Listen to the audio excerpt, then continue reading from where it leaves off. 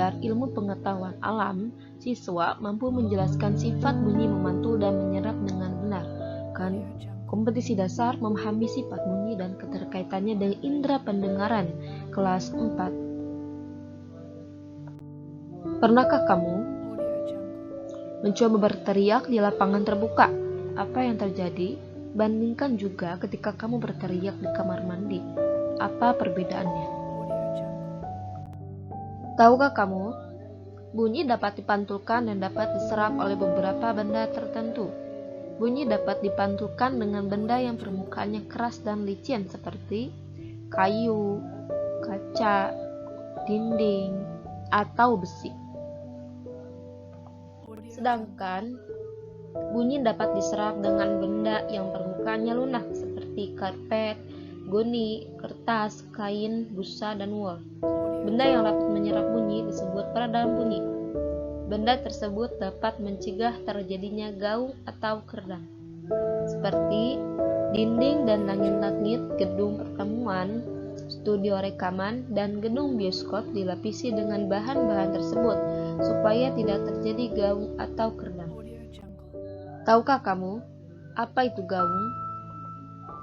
Gaung atau keredam terjadi karena bunyi pantulan oleh dinding yang jaraknya tidak jauh dari sumber bunyi. Hal itu menyebabkan datangnya bunyi pantul bersamaan dengan bunyi asli yang belum selesai terucapkan. Akibatnya, bunyi pantul mengganggu bunyi asli sehingga suara yang terdengar tidak jelas. Tahukah kamu apa itu gema? Gema terjadi karena bunyi dipantulkan oleh dinding yang jaraknya jauh dari sumber bunyi. Hal itu menyebabkan datangnya bunyi pantul setelah bunyi asli selesai terucapkan. Jadi bunyi pantul yang terdengar lengkap sesudah bunyi asli. Gema sering terjadi di gua-gua, lembah-lembah, dan bukit-bukit yang jaraknya jauh serta permukaannya keras dan rapat. Selain itu, gema juga dapat dipergunakan untuk mengukur kedalaman jurang atau gua. Perbedaan gaung dan gema.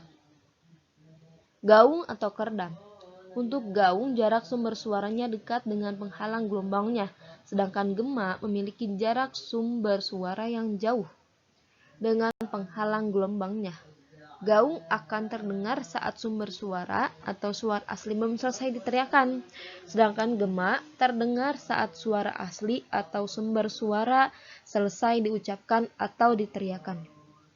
Untuk gaung, suara asli menjadi kurang jelas didengar, sedangkan untuk gema ada dua suara yang dapat didengarkan dengan jelas.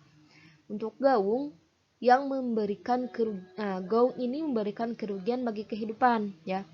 Kemudian gema ini memiliki manfaat, ya, dapat digunakan untuk mengukur kedalaman laut.